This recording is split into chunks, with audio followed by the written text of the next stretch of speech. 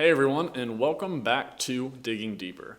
This is our fourth week in a 5-week series where we are diving into the book of Obadiah, breaking it down verse by verse and looking into what Obadiah has to say. So for the past 3 weeks, a little bit of review for you guys. We've learned that through the book of Obadiah that it's rooted deep in the Genesis story of Isaac and Rebekah's twin sons, Esau the oldest and Jacob. That from the womb would fight each other. This sibling rivalry extended out centuries to the descendants, the Edomites and the Israelites. And we learned the past 3 weeks that these brother nations seem to have a permanent rift between them, coming from a single interpersonal relationship that has shaped these nations' history. The Edomites, as we have learned from Obadiah, have been fortunate through the years, inheriting a strategic position on an important, highly trafficked trade route that allowed them to flourish. But a problem came with this, the problem of a prideful heart. This pride in their hearts led them to be boastful, acquiring more than they needed, and standing idly by as Israel was attacked, and eventually helping and stealing with the enemies of Israel. Obadiah brought us a prophecy that, in short, told Edom that they would reap what they have sown. Prophecy of the coming judgment due to their mistreatment of their brother nation.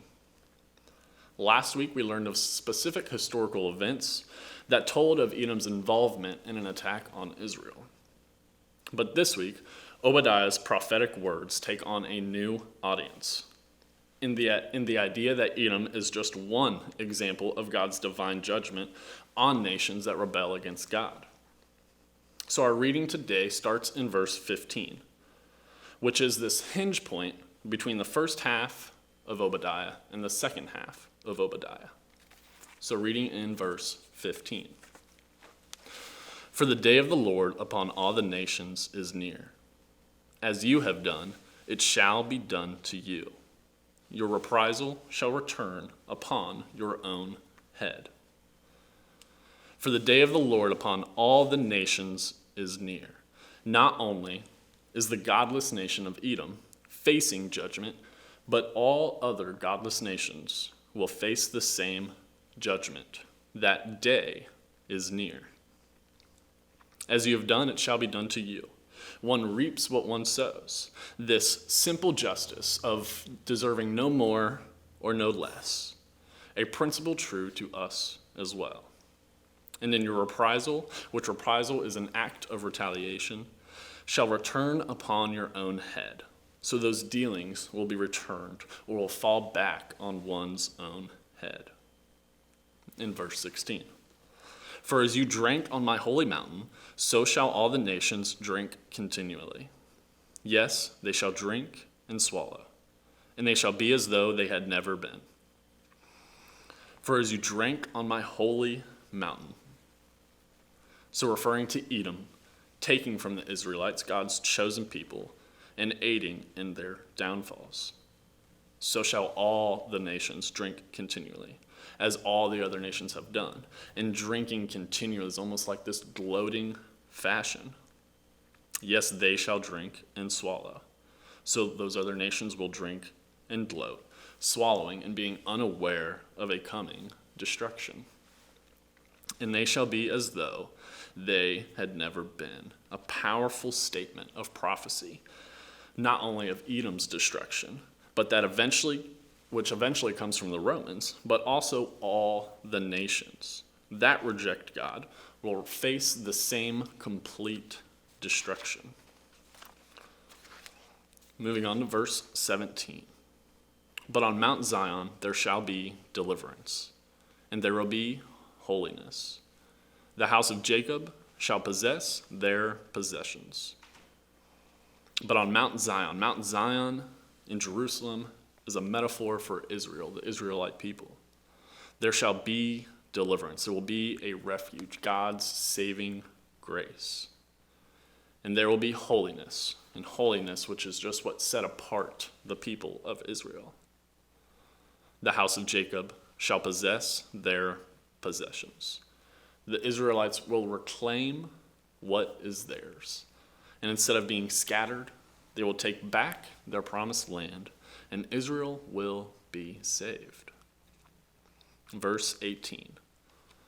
The house of Jacob shall be a fire, and the house of Joseph a flame.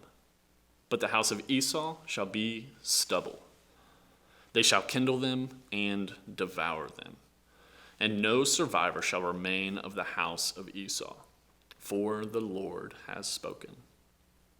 So the house of Jacob shall be a fire, and the house of Joseph a flame. So the people of Israel will be like this raging fire, this almost unstoppable force. But the house of Esau shall be stubble. Esau and his descendants will be stubble, wasted to almost nothing. They shall kindle them and devour them. So the tables here have been turned.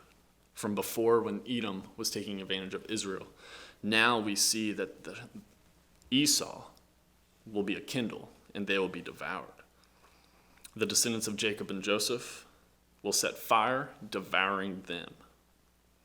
And no survivors shall remain of the house of Esau, leaving no survivors in Edom. Imagine burning tiny bits of wood or grass, that kindling. It burns quickly and leaves almost nothing behind. For the Lord has spoken. All of this spoken through Obadiah, as if in sure terms directly from God. Obadiah uses the nation of Edom as an example and as imagery of how God will one day confront the pride of all nations, bringing their fall too. Edom is a parable of how God's justice will one day oppose pride and violence among all the nations.